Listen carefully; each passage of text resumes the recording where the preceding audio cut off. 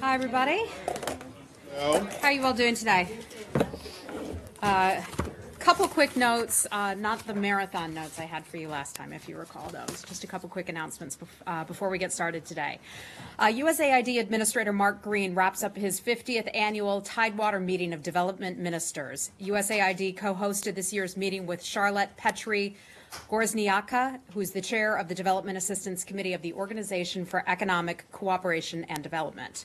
This gathering, the first to be hosted in the United States since 2010, was an opportunity for representatives from donor governments, the private sector, and development banks to discuss the challenges that are facing the international development community. This year's discussions focused on building developing countries' capacities to finance and manage their own development. The group also discussed deepening cooperation on the conflict prevention and stabilization, also combating sexual exploitation and abuse in the development and humanitarian sectors, mobilizing new resources for the humanitarian response to conflict, and reforming the multilateral development system. Next, I am pleased to announce the selection of an organization called Big Things Group as our partner in the effort to fundraise, build, and operate the U.S. National Pavilion at Expo 2020, which is to be held in Dubai. I want to thank everyone who responded to our February request for proposals. We had a terrific response. Sorry, what's it called? It's called Big Things Group, and this is about the Expo 2020, which is being held in Dubai in 2020. Big Things Group. That's the name of the organization, yes, Okay. and they're going to be facilitating the private-public partnership fundraising. Huge Things Group. I didn't make up the name. Projected 25 million visitors at this expo and 170 participating countries. The 6-month expo promises to be the largest public and economic diplomacy event of 2020.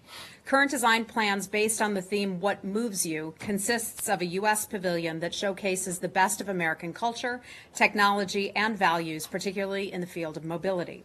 With more than 6 million expected visitors, the U.S. Pavilion will receive twice as many guests per day as the Smithsonian's Air and Space Museum. I was just there last weekend.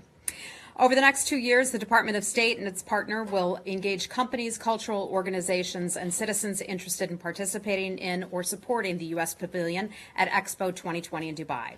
Once sufficient funds have been raised, then the department will sign a final participation contract with the Expo 2020 organizers, confirming the United States participation. To learn more about the project, visit the Department of State's Expo website at state.gov/r/expo and subscribe to the listserv for any updates. With that, I'd be happy to take your questions. I know it'll sound kind of minor to start it out with, but just on that, because previous expos, there's been some, I don't know if you can say controversy, but and there's been discussion about how the fundraising went for it, because as you know, the government isn't allowed to spend its own taxpayer money on this.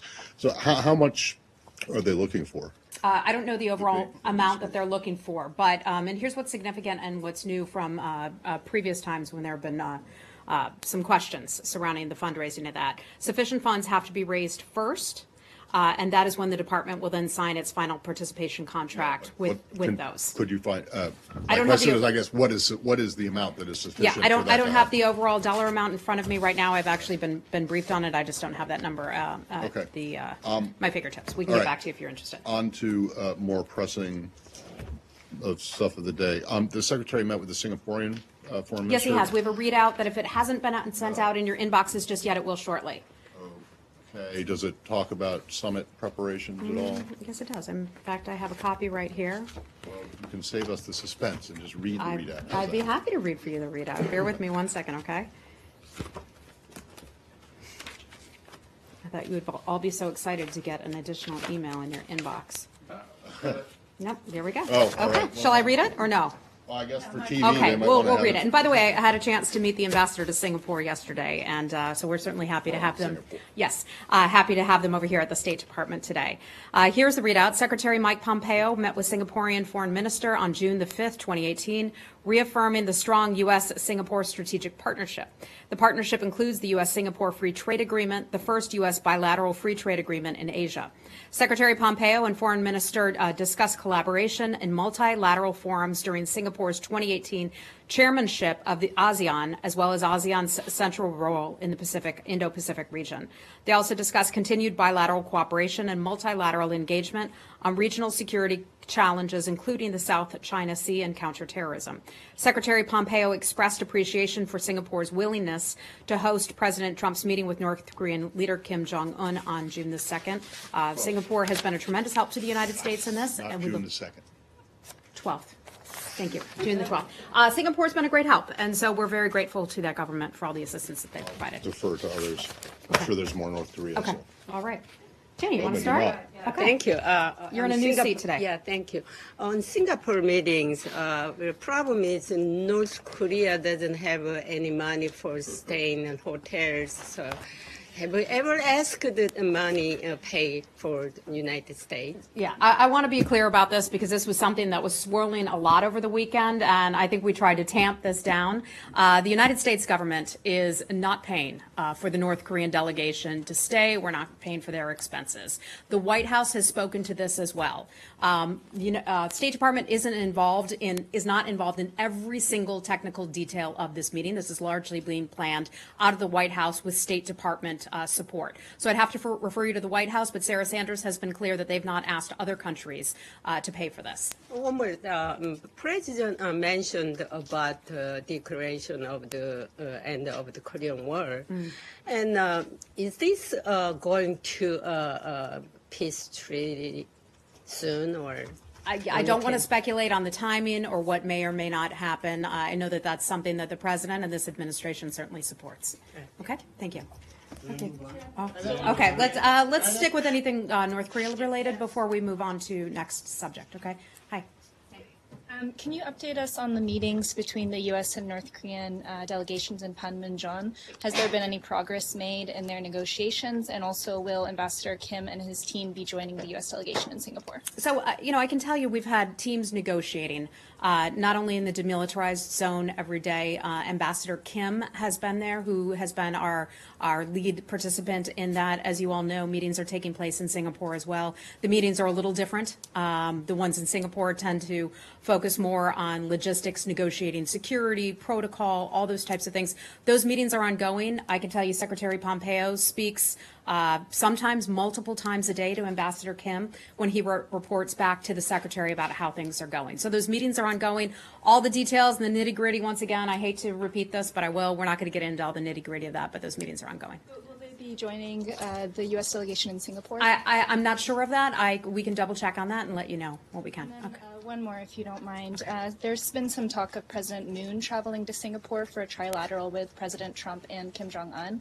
Has the State Department discussed this possibility with South Korea? I can tell you we constantly are in conversation with the government of South Korea, as we are with Japan as well. A trip to Singapore, to my knowledge, has not come up, but I'd have to refer you back to the government of South Korea on that. Hey, Gardner. Yeah. Yeah. Yeah. Just overall, this administration seems to have swung from one of the most hawkish positions on North Korea in decades to one of the most dovish positions on North Korea in decades. You started off with your maximum pressure campaign. That continues. But it doesn't really continue. Maximum pressure involved diplomatic isolation. That seems to have gone away. Sanctions, Well, the working with other sanctions countries, those are all fully in place. But they're not. The president just said that if Japan, South Korea, and China want to invest in North Korea, they can. The sanctions, of course, our sanctions still apply to us, but we have no economic activity with North Korea. All of the economic activity, as you have reminded us repeatedly from this platform, comes from 90% from China and from Russia. And there's now all kinds of evidence that shipping from Vladivostok has increased, that all kinds of economic activity on the Chinese border has once again increased. I would just go back to the successive rounds of UN Security Council resolutions that have gone through that other countries have adhered to. When we talk about countries like China, we always say that more can certainly be done. Russia had also signed on to these things as well. We have not lifted sanctions. Those sanctions and the pressure campaign remains in place. Would we like to see diplomacy? Absolutely. 1 year ago, we were standing here at this podium saying the exact same thing. When folks were worried that things were going to go to the extreme, we said diplomacy is our first approach. Secretary Mattis said that. Our former secretary said that here, and that is something that Secretary Pompeo is committed to as well. And Secretary Pompeo said just last week that we were not going to have a meeting unless you saw clear and convincing promises from the North Koreans. And we are having those conversations with the North Korean government. We've been latched up having those types of conversations. You're not going to hear from me exactly what has taken place in those conversations. We want to give Secretary Pompeo and the President as much space and as much room to have those negotiations as they need, as much space as they need. We remain committed to the complete, verifiable, irreversible denuclearization of the Korean Peninsula. If you want to call that a hawkish thing or a dovish thing, fine, so be it. But our policy remains the same. Okay. Heather, just Barbara. a quick follow-up on Yeah. that. So the president said he didn't want to even talk about maximum pressure anymore.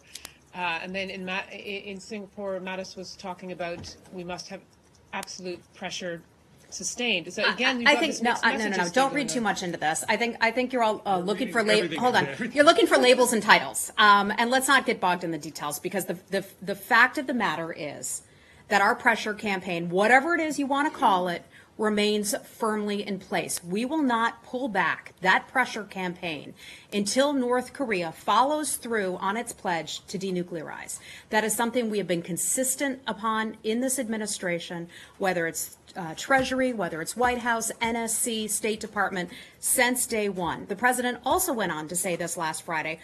The campaign is going to, quote, remain what it is right now. So nothing has changed in that regard. Can I move on? Go right ahead. Yeah. Yes. Just the Congress or the Senate from both the Republican and the Democratic sides, they'd like to weigh in the talks with the DPRK. So I just want to ask that how much has the Senate already just been involved in these talks, and will any deal that's made by President Trump and Kim should be verified or just ratified by the Yeah, Senate? I think we're getting ahead of ourselves. So the president, along with Secretary Pompeo, will meet with North Korea on the 12th. We're pleased to be having those discussions. The campaign that was launched a year ago clearly had an effect in bringing North Korea to the negotiating table. So we're not going to get ahead of those conversations or get bogged down by anything the Senate or the House, and they're certainly entitled to say that, but we're not going to get ahead of ourselves in that regard. Okay? Anything else on North Korea? Okay. All right. Let's move on. Very quickly.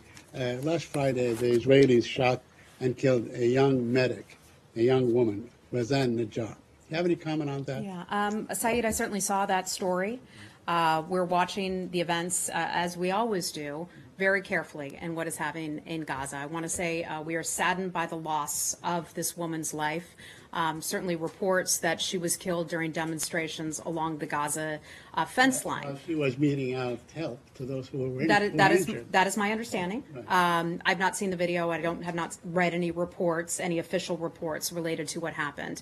My understanding is that the Israeli Defense Forces said that they are beginning an investigation. So I just have to wait for any investigation to come out. But I would refer it back to the But government they of have Israel. been investigating other similar incidents, for the past couple of months, and we have not seen any results thus far. Saeed, Are you I can't convinced that- comment on that. I don't represent the government of Israel. understand. I think it's certainly a good thing when they announce that they're going to investigate, and we'll wait for that to But would you conclude. call on the Israelis? I have a couple more questions, please. Sure. Yeah, would you call on the Israelis to at least not target medics and press people and journalists and so on? Because thus far You're we have asking seen- me to weigh in on No, exactly I'm what saying- happened. I'm You saying used, that hold on, you used the word target. I don't have that information. I don't know if that was the case, and that is why the government of Israel has said that they're conducting an investigation. I'm going to leave it to them to discuss what happened How and about pull this? out the How about fact, if- put out the if- facts. If people are clearly marked as press or as medics, should they keep away from targeting them? Saeed, you're using the word targeting. I can't comment on that because that's affirming the premise of the question that was in fact done. I would just refer back to the government of Israel and let them conduct their investigation, and we'll go from there. Okay? I'm not going to have anything more for you on that. But do you have another? Friedman, Yes. also, he gave a press interview yesterday with the Times of Israel, in which he really criticized the American media for reporting on Gaza. He's saying that they ought to give ideas on how to mitigate a sort of a tense situation. Is that the kind of thing that is really a normal kind of suggestion or paradigm by U.S. ambassadors? I would encourage, you and your colleagues to take a look at his comments in totality. Ambassador Friedman, my understanding was speaking to a group about the situation in Gaza and was also asked about press coverage related to what had occurred in Gaza. And he said something pretty clearly, and that is, the media could do a better job of talking to both sides, talking to various representatives. And so I think he was clear in his statements about that, the importance, and nobody knows that better than all of you. You want to report a story, you want to get the facts, you talk to all sides, and you come back and you present your story. The ambassador was explaining his opinion that some in the media, not all, but some in media organizations have not done that balanced job of reporting. So I would encourage you to go back and listen to his comments. But he also talked about the importance of a free press. He was talking about, he said, I'm talking about the New York Times, but he also said that they ought to shut up. He said the media ought to shut up. We believe in free speech, and I'm sure there are a lot of other people around the world who sometimes believe that as well. Heather, is the assertion, his assertion or your assertion, that there are news reports out there about the violence in Gaza that don't include the Israeli side? Well, look, I think that's not, none of the reports that I've seen fit that description. Matt, we go back and we talk about this again and again, and why the situation is so dire in Gaza. And I think a lot of people in this administration will look at the reporting on that. And I'm not singling out any of you, but in general, when you look at the situation in Gaza, let's look at the misery there and what has brought on that misery. Has it been brought on by the United States government? No. Has it been brought on by Israel? We would assert no. Has it been brought on, hold on. Has it been brought upon the people of Gaza by Hamas?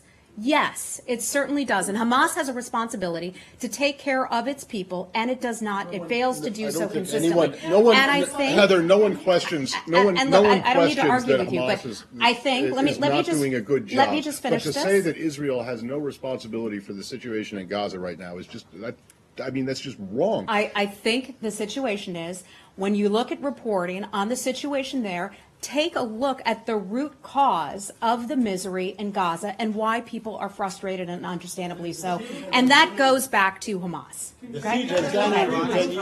Just still on Friedman's comments, I'm sorry.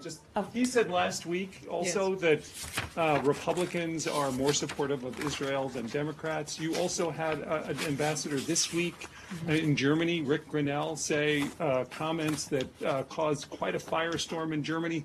They were openly partisan, in which he is asking for conservatives to do well across Europe. Is it the policy of the State Department that ambassadors should be cheering particular political parties or movements in the places in which they're... Ambassadors have a right to express their opinion. They're representatives of the White House, whether it's this administration or other administrations, and we hear them voicing their opinions. And there's sometimes opinions that people may or may not like, and there is the right to free speech as well. So I want to highlight that. Regardless of whether or not you all like it, sometimes these things are what ambassadors say. When you talk about Germany, we have a very strong relationship with the government of Germany. Looking back in the history books, today is the 71st anniversary of the speech that announced the Marshall Plan.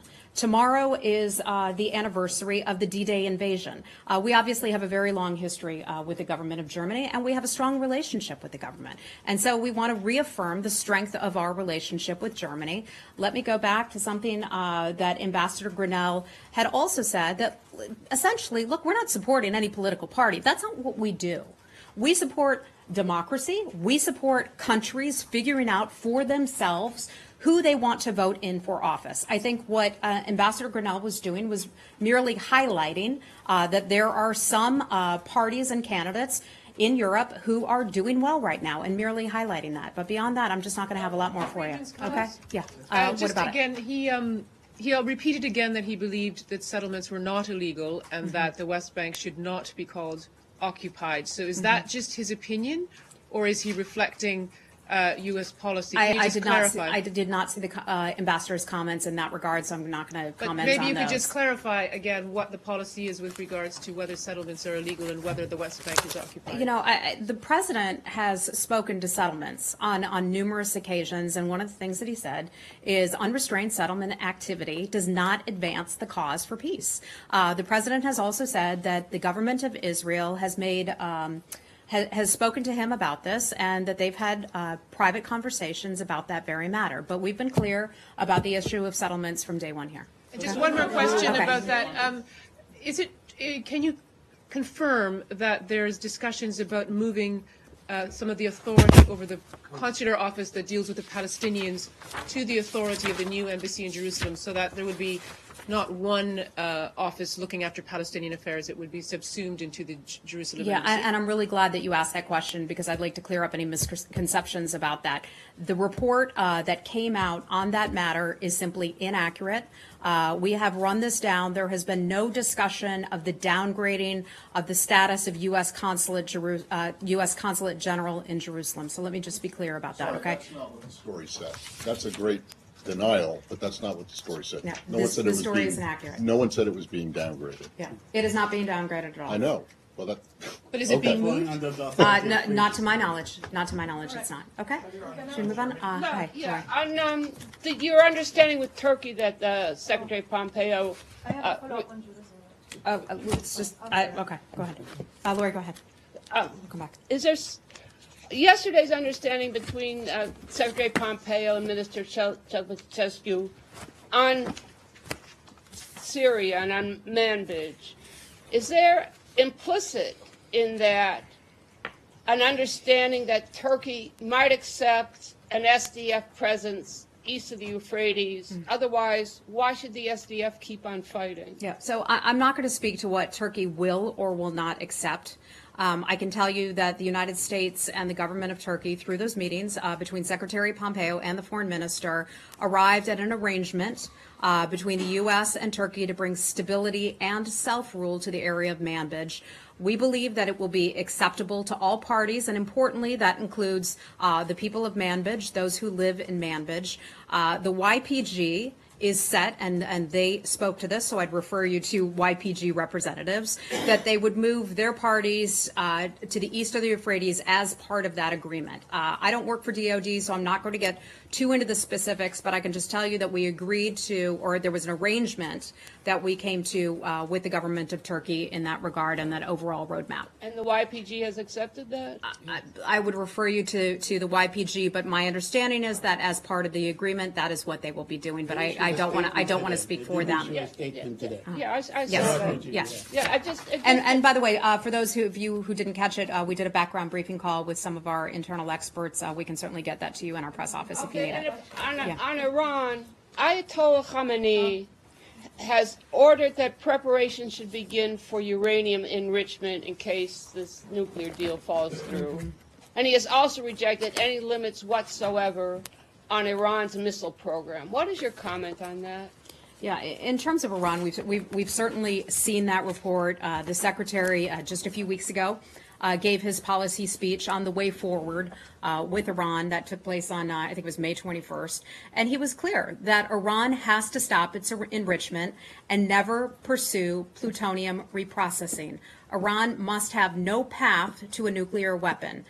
In terms of what you're asking about, if the IAEA believes that that is taking place, we believe that the IAEA will report that back to its Board of Governors and also to the United Nations. So we'll just await that, if that has in fact ended up happening in Iran. There was a report that they were going to remove the inspectors and the cameras and what have you from Yeah. Florida. I've seen that report. We saw that report earlier today. We just can't confirm it right now. We're looking into it. Since the withdrawal, since the president withdrew the U.S. from you do not have a seat in the Joint Commission. Is there any concern that not having a seat in the Joint Commission will somehow impede your ability to get information from Yeah, the I think we're in a better position than we were before. The United States has launched a global outreach campaign where we are having conversations and meetings with many of our partners and allies around the world. We have teams on the ground right now in Central and Eastern Europe who are talking with partner governments about the way forward on Iran and part of Secretary Pompeo's speech going forward and what we will collectively do together to address Iran's malign influence around the world. Talking about getting information from the inspectors in Iran. Look, the United States remains a tremendous world power. I have no concerns about whether or not the United States will be able to get the kind of information or intelligence that it needs to make its decisions. Okay? Okay, we'll go back. Yeah. Since the statement was issued by the Iranians, the French government, I think the French president actually has warned of escalation in the region because of the enrichment. What leverage does the United States have after withdrawing from the deal? What leverage do we have on over Iran? Now they're saying that basically they are intent to enrich and also to keep the ballistic missile program. I think we have a lot of leverage But we already mentioned as a that- world superpower and as an economic superpower. We can impose sanctions on Iran. Other countries are choosing not to do business with the government of Iran, and that will reduce the amount of money that goes into that government and that does not go necessarily to its people, despite the fact that Iran had promised under the JCPOA that the money that would come in when sanctions were lifted, it would go to the people and it would support the people and the people would be better off after. Well, it appears that the people aren't better off after. So we believe with a sanctions campaign that the U.S. Could undertake, and we're discussing that with partners and allies right now, that will reduce the amount of money that Iran would end up using for its nuclear programs. That's already been declared by the secretary when he spoke at the Heritage, and he said we're going to impose the harshest sanctions in the history. I think he used the reference. But I'm talking about today that the Iranians are challenging you further now and saying we're going to enrich. You know what? Countries are going to say a lot. Countries around the world are going to threaten us. They're going to be bellicose, and we're just not going to be able to respond to everything that is said out of every government and every leader. Okay, I just want to go back to okay, the let me move on to some other people because we've got a lot of other things going on. Hi. Your comments that the ambassadors have the freedom of speech and the right to express their opinions. Don't we all? Well, the question is... Don't we all as Americans have the right to well, freedom but an of speech? ambassador occupies a position in which what he says has an impact on the country that he is sent to represent, to be based in. And when an ambassador talks about personally intervening to ensure the election of a specific ultra-conservative candidate, this is what he said. This is the direct quote. I don't believe that those are the direct quotes. I can't speak for the ambassador myself. I can refer you to the embassy to speak with him or to give you the exact quotes that were used. But I think that he clarified in saying that we strongly support all voices, whether they be conservative, whether they be liberal, whether they be, who knows what. That is what the United States government supports as a policy, and we stand behind that. We stand behind that. I would encourage you to look at the full quotes in the entire context. Okay. This is, as Gardner mentioned, he mentioned Friedman and Ambassador Friedman and Ambassador Grinnell in the same question. But these are not the first two times you've had issues with this. Your ambassador to Holland had a similar issue, and I'm just wondering, is this issue, because whether you think it is a big deal or a problem at all, certainly it has raised eyebrows in Germany amongst the German government and German lawmakers. It's also raised eyebrows in Israel. People who watch Israel, and it certainly raised eyebrows and problems in the Netherlands when Ambassador Hoekstra made the comments or when he was asked about the comments that he had made previously. So I'm just wondering, is this of a concern enough that the Secretary might consider sending some cable or something to all ambassadors, reminding them of the lessons that they learned at ambassador school over across the river? That they represent the United States government, the president, of course, and his policies, but they are not to inject personal views into and represent them as the views of the U.S. government. Look, I can tell you that the Secretary is certainly aware. He does not miss a beat. He's aware of the things that are being said on behalf of the U.S. government. He reads the news. He watches all of these things closely. I could just tell you that he's aware. But so in the case of just picking one out, Ambassador Grinnell's comments, you're saying that they were personal comments, not the position of the U.S. government, even if you disagree with John Landay's characterization of them and you say that that's not the quote that he said, but whatever it was that he said, that was not a representative of the U.S. government position? We believe that more voices, and we talk about this, whether it's Egypt or Saudi Arabia or any other country around the world, that more voices should be heard rather than fewer voices. And that is important. And that is up to those countries to determine, as we do all around the world, who should best represent their population. And that's what those countries do. I think Rick was pointing out a fact that some conservatives have done better in other countries, and I'll just leave it at that, okay? All right. And then, yeah. Dave, did you have something? Dave Clark? Yeah, which socialist voices should we hear more from around the world? Look, we encourage, we certainly allow governments around the world. We don't allow governments around the world are entitled to speak. We have seen what Venezuela has done and the erosion of democracy and how terrible that has been there. We've heard Maduro's words and how he has continued with sham elections and all of that. Doesn't mean that we stop free speech just because we don't like it. Okay? But if an American ambassador was to endorse the Venezuelan election, Look, that would be a sacking mob, Dave, right? That wouldn't Dave, be a personal look, opinion. I'm not going to get into all these hypothetical word games about if somebody in Israel talked about Venezuela. I mean, that's just silliness. If you guys want to ask me about real world issues, I'll that's ask you fine. about what he said. He said he wanted, Grinnell said that he wanted to empower conservative voices. I want to empower you. Okay. Well, then you know what? Personally. I think I've commented on this. I think I've given you as much as I am. As much as I'm going to. If you have any additional questions, I'd refer you He to also Paul. said that Sebastian Kurz was a rock star. In a country that is not his Okay. turf. Okay. So that is what he said. So let me clarify. You're saying that you're defending his right, Ambassador Grinnell's right to say to express his determination to see ultra-conservatives elected in Europe. No. But that's what he said. No, I am not. I am saying that as an American, we believe in the right to free speech, that other countries elsewhere around the world have the right to elect whomever the population chooses. And that is the case whether it's in Syria, whether it's in Germany, whether it's any other country around the world. Are you saying that there's some kind of limitation on the right to free speech in Germany, that this needs to be... You're just being silly about this, okay? Does someone want to talk about... Well, does you someone were the one want... who just said if someone in Israel wants to talk about Venezuela, that seems... I don't get where that comes from. Okay, But anyway, I think... look, I mean, is there a concern that in this administration that conservative voices in Europe are not being heard? Look, I'm not going to speak to that, okay? I'm not going to speak to that. I haven't had those conversations. I haven't polled all my colleagues to see if that is the assessment or the overarching view Can I of ask you that. one really briefly? This is about a free speech issue. In Bahrain, Nabil Rajab, do you have anything on that? I don't have anything new beyond the last time we spoke about Okay, it, 'cause but let me check with my colleagues and see if we do have any Could you get me updates. something? Because Yeah, there was I'll- another court. I'll check on any updates I may Thank have. you. And, okay, last question. What's that? On your roadmap with Turkey, Yes. what does the implementation of that roadmap looks like? What else do we expect YPJ withdrew from the area, and also, are you doing anything to bring those two or some sort of understanding to your both allies, SDF and Turkey? Look, the Secretary endorsed, along with the Foreign Minister of Turkey, a general roadmap. I want to be clear that this is going to be conditions-based. That means that things can change over time as conditions change on the ground.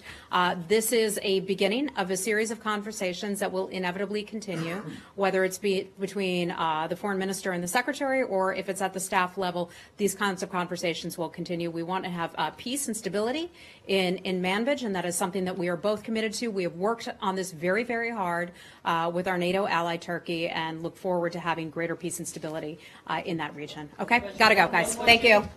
Thank you. I've got to go.